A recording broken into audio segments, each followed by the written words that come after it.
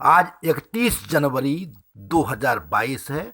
आज से संसद का बजट सत्र शुरू हो गया है, यानी संसद में चहल पहल शुरू हो गई।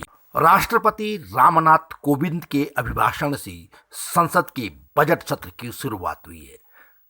राष्ट्रपति का अभिभाषण हर साल बजट सत्र की शुरुआत में होता है और राष्ट्रपति संसद के दोनों सदनों यानी राज्यसभा और लोकसभा को संयुक्त रूप से संसद के केंद्रीय कक्ष में संबोधित करते हैं। पूरे संसद भवन परिसर में आज सुबह 10 बजे के बाद से लगातार चहल पहल चल रही थी। 10:30 बजते बजते काफी संसद सदस्य सदन में की तरफ आ चुके थे। 11:15 बजे प्रधानमंत्री नरेंद्र मोदी संसद भवन की तरफ आए। 11 बजे राष्ट्रपति का अभिभाषण आरंभ हुआ। राष्ट्रपति का अभिभाषण करीब 53 मिनट तक चला, लेकिन संसद के पहले दिन ही राष्ट्रपति अभिभाषण के दौरान विपक्ष ने जता दिया है कि सत्र भी हंगामेदार रहने वाला है। राष्ट्रपति के अभिभाषण के दौरान अक्सर शांति का माहौल बना रहता है और यह एक परंपरा है, लेकिन आज तमिलनाडु के द्रविड़ मुनेत्र कषगम यानी द्रमुक के लोकसभा में नेता TR बालू ने वहां नीट परीक्षा का मुद्दा उठाया।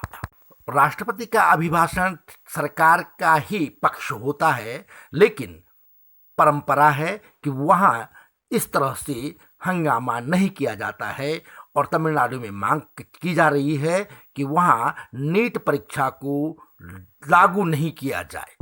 तमिलनाडु सरकार राष्ट्रीय स्तर पर मेडिकल में प्रवेश के लिए होने वाली नीट परीक्षा से खुद को अलग रखना चाहती है। बहरहाल राष्ट्रपति के अभिभाषण के दौरान विपक्ष के तेवर से साफ हो गया है कि संसद का बजट सत्र भी शीतकालीन सत्र की तरह ही हंगामेदार रहने वाला है। लोकसभा अध्यक्ष ओम बिरला ने बजट सत्र में विपक्ष से शांति बनाए रखने की अपील करते हुए कहा, आज सभी दलों के नेताओं से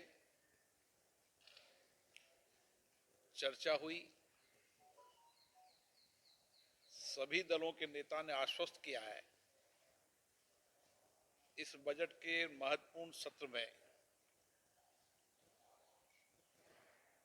सब सदन की कार्रवाई चलाने में सहयोग करेंगे।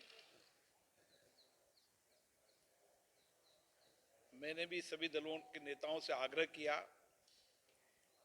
कि राष्ट्रपति अभिभाषण और बजट पर व्यापकता के साथ चर्चा संवाद किया जा सकता है।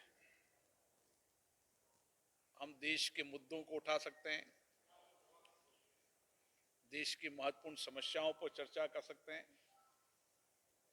और किस तरीके से देश आगे बढ़े, आर्थिक दृष्टि से बढ़े, सामाजिक आर्थिक परिवर्तन किस तरीके से हो, लोगों की मूल बातों को सदन के माध्यम से सरकार के ध्यान में डालें। मुझे आशा है सभी दलों के सहयोग से, सरकार के सहयोग से सदन की कार्रवाई ठीक चलेगी और सदन की कार्रवाई परिणामपूर्वक।